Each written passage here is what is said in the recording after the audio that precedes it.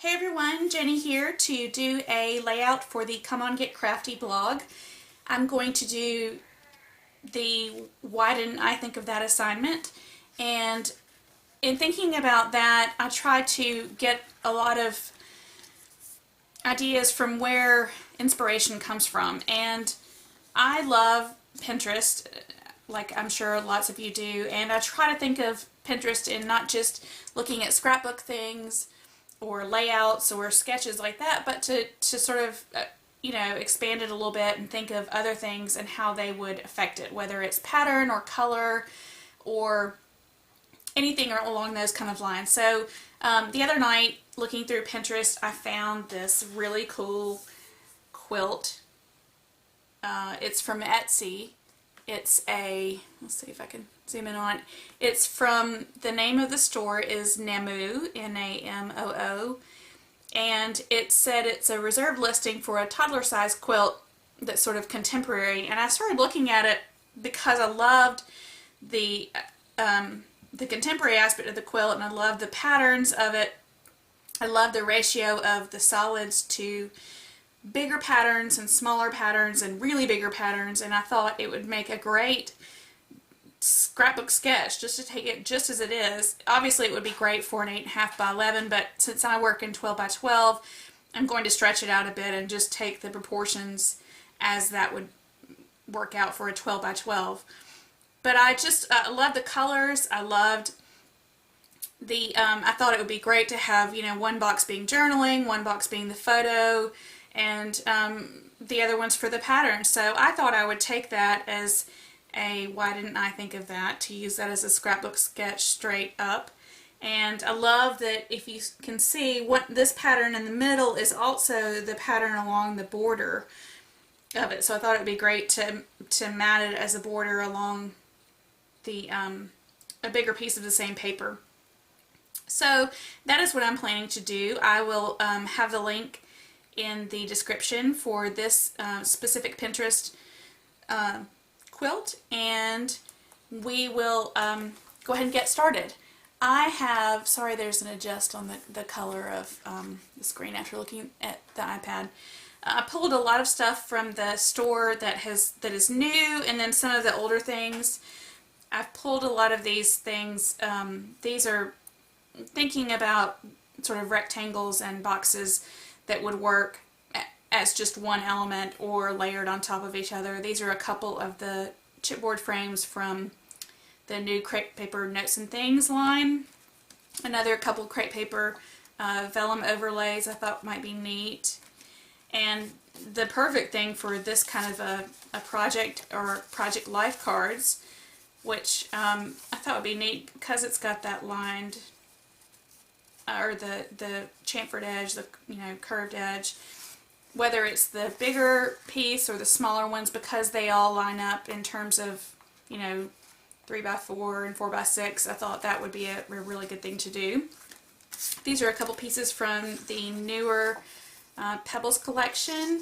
I loved, this is a little bit more pink in it, but I do like that pattern. I thought it would be good for one of the bigger patterns. Obviously that black and white is very powerful. I'm not sure if that's going to quite make it in there. And then I've got a lot of wood veneers. I thought it might be neat to highlight a piece of that speech bubble. Some of the new Kelly Perky wood veneers. I thought about using that camera. There's another one which I thought was neat with the... And I might try to paint those or just leave them as is. And this is another piece of that Pebbles paper I thought would be neat to highlight one of the... that's the one I was thinking.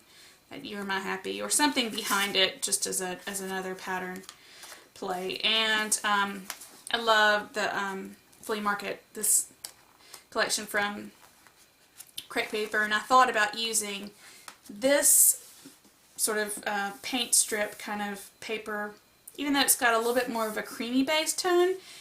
This was I had printed this out for another project, or just printed it out, and I love the font and everything, so I thought about using that with the other,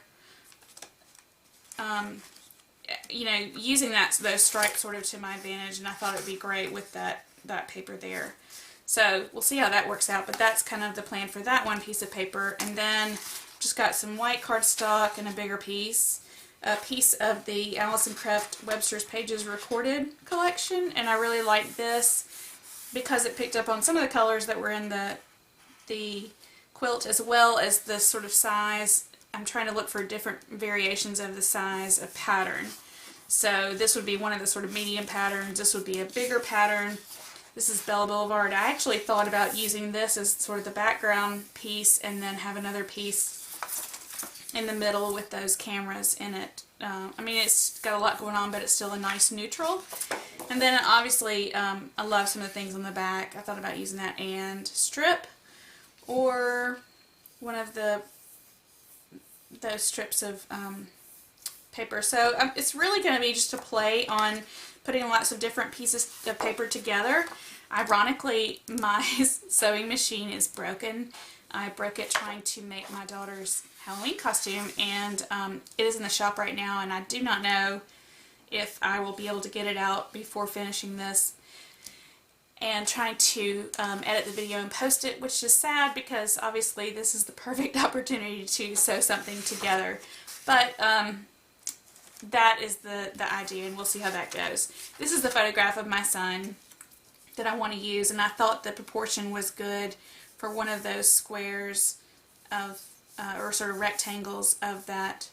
And it'll be a little bit different for me. I normally sort of cluster things in the middle or off to one side, but this will be very divided and very deliberate, but I thought it would be something different and a really neat idea to get inspiration from somewhere else. So that is where I'm headed. I'm going to get set up, and I will be back with the voiceover in just a moment.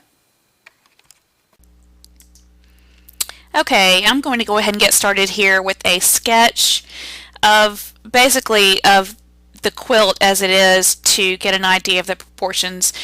I meant to draw it out more like a 12 by 12, but obviously it sort of looks between like an 8.5 by 11 and a 12 by 12. I sped this up a pretty good bit because there isn't a lot of involved background media or embellishing, and so I just kind of wanted to go through it quickly and still talk about what I did. So I really strictly, I went a lot by what I said in the beginning part, except for the fact that I didn't use any wood veneer or embellishments at all, which is kind of odd, and I really didn't even realize it till I got to the end.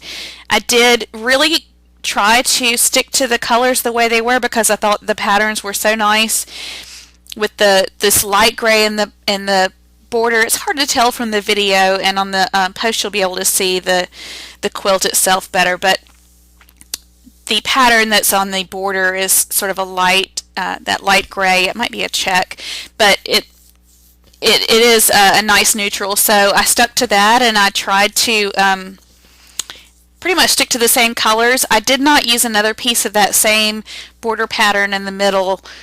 I'm not quite sure why. I think it was ended up to being too much gray, and I like that this sort of pop of green I used. But right now I'm trying to kind of just lay out using my grid mat and a ruler, sort of just some general lines that kind of go with that proportion. I didn't try to be too regular about it, and like I said, this is very different from the way I have been scrapping for a while, so it was a nice diversion, and it was a nice change from what I do, but at the same time I felt like I got much more involved in trying to make it fit these lines and stuff. It was a little bit distracting because I forgot to do some of the fun stuff that I like embellishing, and I just strictly use pattern paper, which I think for the type of layout that it turned out to be, I think works well.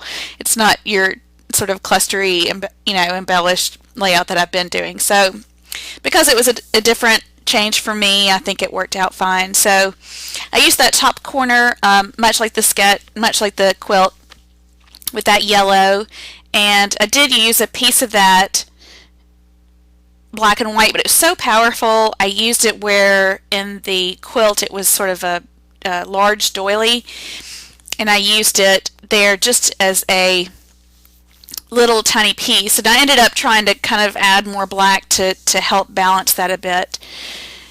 I didn't trim down my photo. I think it was a 3x4. I can't remember exactly, but it seemed to work out pretty much as it was. This pattern that I actually thought I would use a bigger piece of, I ended up just using that small little sliver of there, and then I cut this piece of the that Project Life paper down for just that Enjoy piece, and that helped tie in the gray between that and the gray on the ticket of the other Project Life piece. I kept trying to make that wood veneer work, but it just didn't. I was afraid if I started going there, I would get too far away from the whole quilt and the sketch of it exactly. So I did kind of cheat a bit, and I cut out a piece of the Bella Boulevard paper there, and then I still used it as the background paper, as you'll see with that hole cut out. But I'm all about trying to make the most of what I have, so I don't mind doing that at all. I thought that green was the ampersand paper was nice to balance out the green from that underneath the title. And I'd actually cut out that title from my silhouette for something else completely, but it just, I think because of the type font, it just looked good, and I like the way it sort of looked. I didn't really want to go too far with any other patterns, so I decided I would take the long piece at the bottom and watercolor it this sort of neutral gray color to give it some kind of tie-in, but also not make it too busy. It actually ends up being a lot lighter than I thought, and I couldn't decide whether or not it ends up being a little bit top heavy because of that, but at any rate I went ahead and watercolored it that way, and spent a good amount of time drying it. Apparently I got it really wet. And my favorite thing to weight down projects that are wet are these giant punches I have. So that's what I do. I just line up all my punches and leave it for 20 minutes or so, and I came back and then I finished the rest of it up. So that was the background paper, and then I pretty much lay out everything else the way I had it, and I went ahead and adhered everything down. I kind of forgot that hole was in the middle there, and the adhesive got stuck to my mat or my work surface, and I had to kind of pull it up a bit, but I just used some of that embossing powder, and it takes the sticky off of it, and so it didn't hurt it. I did pop up the photo, and I also popped up the die cut title to give it a little bit of shadow and just to give it a little bit more dimension. And like I said, I honestly was so involved trying to make this sort of proportional sketch work out the way it looked in this quilt that I completely forgot to do all of the fun embellishing and the things that I do. And this is kind of the way I started out scrapbooking, was much more sort of orthogonal and very much more linear and clean, like not clean, but just simple. And it sort of it was nice to kind of, it was very quick. It really went pretty fast after I kind of figured out what was going on, and I really enjoyed the fact that I was doing something else as a sketch, but it was not meant to be a scrapbook sketch. And so anyway, that's obviously why I thought it would be great inspiration for that. So I went ahead and glued everything back down the way I had kind of planned it out to be. And since I did not get my sewing machine back, I just distressed the edges and pulled them up a little bit around it to give it a little bit of dimension. I did go back after the video is over and added some India ink splatters just to balance out a little bit of that really black, which I thought was just so powerful it kind of drew your eye over there. So I did add that after the video's over, but you can see the this is pretty much the way it looks here. I wrote some just a little bit of journaling and a date and distressed those edges like I said, and you can see the final product and the detail shots at the end.